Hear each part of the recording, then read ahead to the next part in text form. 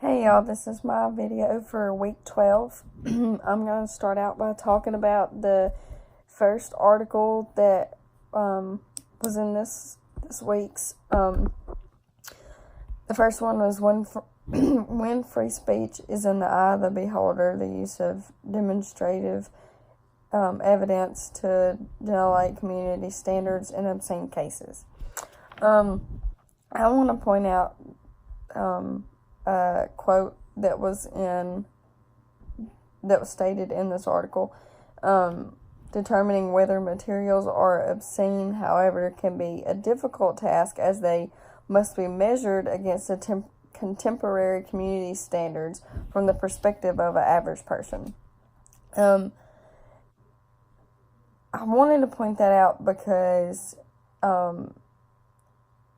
obscene cases are hard to point out, as it said in the quote. How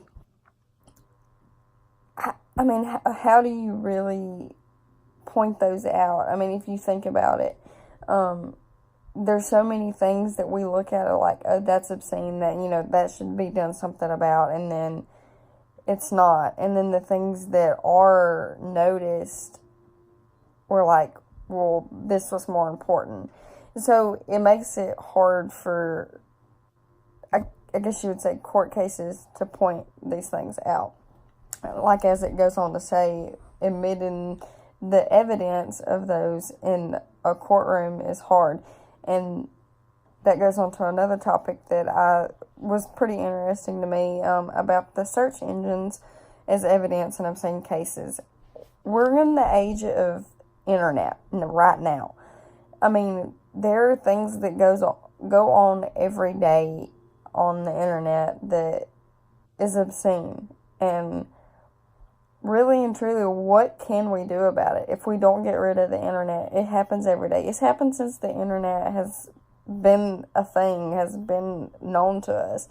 And there's people out in this world that they don't find anything wrong with it, and then there's the rest of us that are like, why? And that kind of leads me into the other article for week 12, the edited obscenity, the FCC's attack on socially void Eminem. This article I found very interesting. This one's talking about the lyrics being offensive of The Real Slim Shady. I like that song. But it is pretty explicit, and there are reasons why they put explicit on songs. I mean, I know you can't on the radio. That's a little different, but there are songs that have the name and they're like, explicit. Okay, I think that's a good enough precaution to, hey, if you want to listen to this, you're going to hear some explicit things. But this case, they focused on like the listener complaints, and there was a complaint made about that song, because said that they weren't making these songs, playing these songs on the radio between 10 p.m. or they were playing them between 10 p.m. and 6 a.m. and not basically out of the reach of children. Children should be in the bed by that time, so they're not going to hear it, was their thinking. But they based on the listener complaints. Well, they had a complaint because there was children in the audience why this song was played. And come to find out, they had edited the version, but it was still considered a sexually explicit song. Okay, that's true. It was hard for me to take sides on this because I can see both sides. In a way, I don't see that it should really have anything be done to it, because there are so many other songs out there that are way worse than that one. I mean, it's a rap song. In today's world, what rap song is not sexually explicit? I mean, come on, let's get real. But anyways, so they made that complaint, and they went on. The actions of the SEC required a brief discussion on the standards of the case to evaluate the obscenity.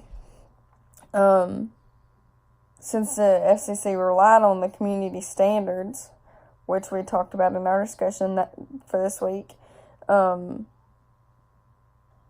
they began to describe the notation of the community standards, and then they turned to the research that was offered in the alternative system.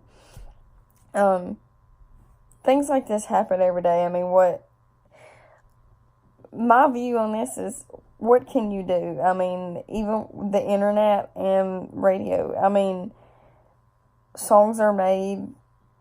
There's so many songs out there that are explicit. I mean, if you don't want your children to listen to it, don't listen to that station. You can listen to the country station, and you're not. I'm not going to say not. Let me rephrase that. You're more than likely not going to hear as bad of stuff. But we're living in 2019. I mean, we're going to hear it. I mean, what kids don't even know about it anyways. But that's besides the point. But the same way as the internet, I mean, it's been that obscenity on the internet has been a thing since the internet's been a thing. So, I mean, really, my view is, what can you honestly do about it to stop it? Well, that's my discussion for this week. Hope y'all enjoyed.